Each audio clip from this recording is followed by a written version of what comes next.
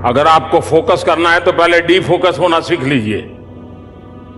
सबसे बड़ी समस्या है कि हम डी फोकस करना नहीं जानते।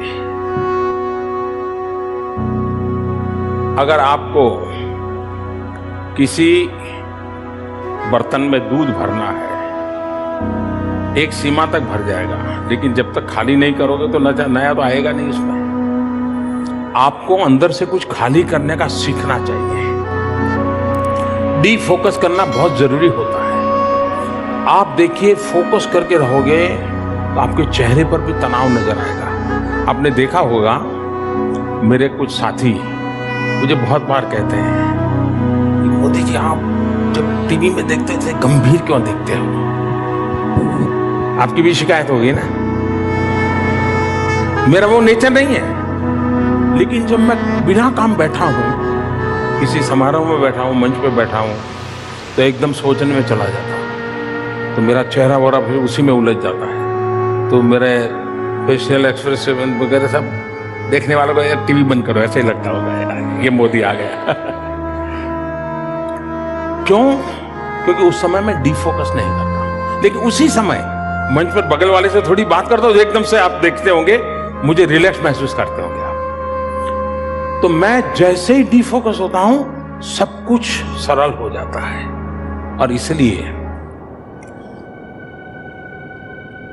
24 घंटे एग्जाम, कैरियर, परीक्षा, ये जो शब्द है ना जी, suggestions, short suggestions, laboratory, practical, न जाने क्या क्या शब्दों। अगर आपका कोई आज के युग के जमाने में अगर डिसेक्शन किया जाए तो यही शब्द भम भम भम करके निकलेंगे, क्योंकि यही शब्द भरे पड़े हुए हैं। कभी उन शब्दों के बाहर भी एक दुनिया होती है। और इसलिए खेलना, हमारे शास्त्रों में पंच महाभूत इसकी चर्चा है। पता है पंच महाभूत है? पृथ्वी, आकाश, जल, वायु है, अग्नि, है ना। आपने कभी मार्क किया है, दुनिया में कितनी बड़ी बड़ी कंपनियां बहुत बहुत सी ब्रांड बेचती होगी कि ये स्प्रे लगाओ तो फ्रेश हो जाओगे, टिकना करोगे तो फ्रेश हो जाओगे, लेकिन आप कितने ही थक करके आए हैं, ऐसे ही मुंह धो देते पानी से, फ्रेश हो जाते कि नहीं है? आप कहीं ऐसा अनईजी फील करते हैं, खिड़की खोल करके यूं मुंह कर देते हैं, फ्रेश होते कि नहीं होते हैं? मनुष्य की रचना ऐसी है शरीर की, जब भी इन पंच महाभूत के संपर्क में आता है, उसके अंदर एक नई ऊर्जा आ जाती है।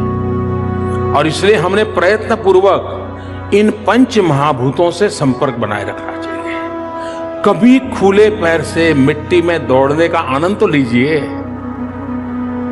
कभी, अब मुझे बराबर याद है, मैं मेरे यहाँ तो और कोई व्यवस्था नहीं थी, तो मैं तालाब में ही नहाता था, ठंड हो या गर्मी हो, कुछ भी हो। लेकिन मैं एग्जाम के दिनों में भी मेरे गांव के तालाब में रेगुलर जाता था। मुझे वो फ्रेश कर देता था पानी।